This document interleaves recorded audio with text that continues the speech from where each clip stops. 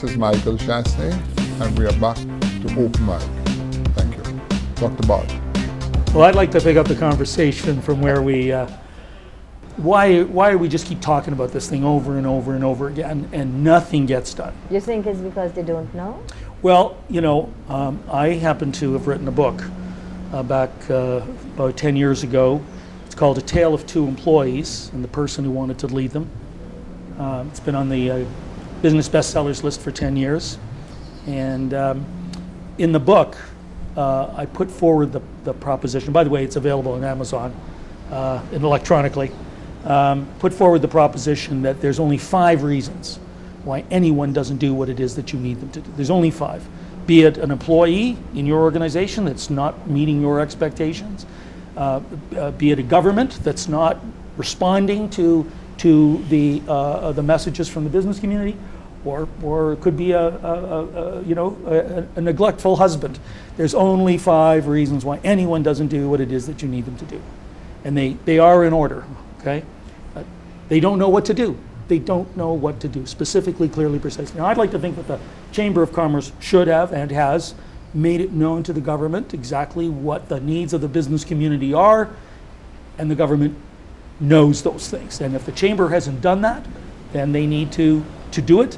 But they might also need to remind the government, okay? Because we do forget unless we're reminded about stuff. So they know what to do, know why. You know, the next reason why somebody doesn't do what you need them to do, they don't know why they should do it. Do it this way, okay? So we can make a pretty good case as to why we need education and vocations, to bring a medical school. By the way, let's not forget engineering schools. Let's not forget engineering schools as another great, highly needed skill. So know what, know why, know how. And I like to think the government knows those 3 things. They know what the business community needs them to do. They know why, and they actually know how to do it. They should have the ability to do it. So the question becomes, why aren't they doing it yet or still? And that brings us to the 4th reason. The 4th reason. And the 4th reason is they don't care. They don't care. And why don't they care? For the very simple fact that there are no rewards that they value or consequences that they fear. They believe somewhere in their misguided interpretation that they can just carry on the way they're doing and nothing bad will happen to them. And that somehow or other they'll keep getting reelected and it'll be business as usual. They have no rewards that they value in the sense of feeling that they must respond to the will of the people and the will of the business community, whose, yes, business has a selfish interest, but at the same time it's an enlightened self-interest. It's an enlightened self-interest that when business wins, the whole society wins. The whole economy is up with it. And I don't believe that. And by the way, the 5th reason is they don't get it. They don't get it.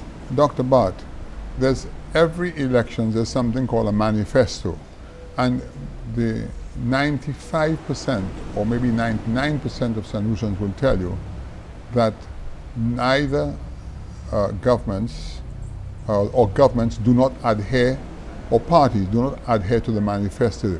They prepare a document, a glossy bit of magazine, and they should be held accountable. Absolutely. And that actually answers your question, because in that manifesto, we should be intelligent to know that we are contributing our tax dollars, which is a lot of money, and putting it in the hands of individuals who promise to do something.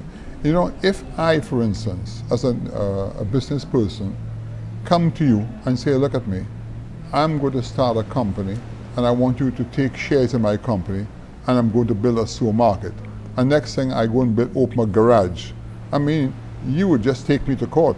And it boils down to the same situation. Absolutely. You know. This has to be done, and they have to understand very clearly that I was a bit shocked recently to hear a particular minister say that government is not a business.